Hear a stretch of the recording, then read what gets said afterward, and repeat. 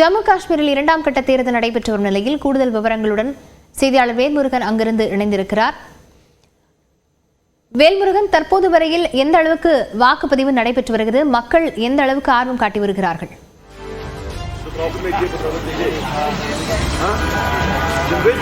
லாவண்யா, நாடு முழுவதும் எதிர்பார்த்து கொண்டிருக்கக்கூடிய ஜம்மு காஷ்மீருடைய இரண்டாம் கட்ட தேர்தல் தற்பொழுது இன்னும் சற்று நேரத்தில் நிறைவு பெற இருக்கிறது. சரியாக 6 மணிக்கு வாக்குப்பதிவு கடைசி நிமிடத்தில் தற்போது பதிவாகிக் கொண்டிருக்கிறது. குறிப்பாக கிட்டத்தட்ட 54% அளவிற்கு வாக்குகள் 5 மணி நிலவரப்படி பதிவாயிருக்கிறது. கிட்டத்தட்ட 60% தாண்டி இரண்டாம் கட்ட அந்த வாக்குப்பதிவினுடைய வாக்கு எண்ணிக்கை இருக்கும் தற்போது தேர்தல் ஆணையம் தெரிவித்துக் கொண்டே இருக்கிறது.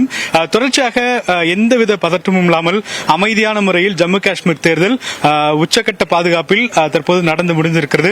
பொதுமக்கள் பெரும்பாலானோர் வாக்கு செலுத்த தற்போது பல்வேறு மையங்களுக்கு தங்களுடைய வாக்குகளை பதிவு செய்திருக்கிறார்கள். குறிப்பாக ஜம்மு காஷ்மீர் முழுவதும் இன்று கடைகள் அடைக்கப்பட்டு பெரும்பாலான கடை உரிமையாளர்களும் வாக்கு செலுத்த முன் வந்ததை நேரடியாக பார்க்க முடிந்தது. குறிப்பாக ஜம்மு காஷ்மீரை பொறுத்தளவிற்கு இந்த முறை பெண்களுக்கான பல சலுகைகள் தற்போது இந்த தேர்தலில் அறிவிக்கப்பட்டிருக்கிற காரணமாக பெண்களுடைய வாக்குகளும் கணிசமாக நாம் நேரடியாக பல இடங்களில் தொடர்ச்சியாக பார்க்க முடிகிறது.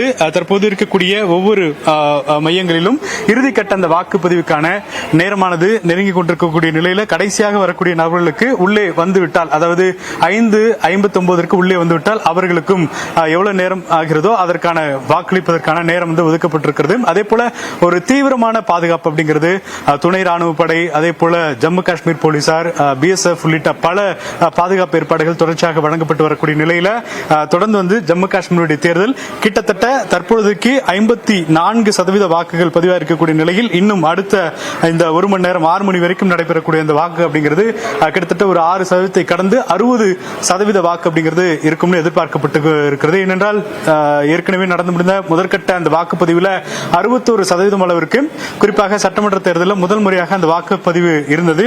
இந்த நிலையில் தொடர்ச்சியாக தற்பொழுது இந்த வாக்குப்பதிவு அப்படிங்கிறது 61 தாண்டும் அப்படிங்கிற மாதிரி எதிர்பார்த்துக் கொண்டிருக்கிறார்கள். லாவண்யா,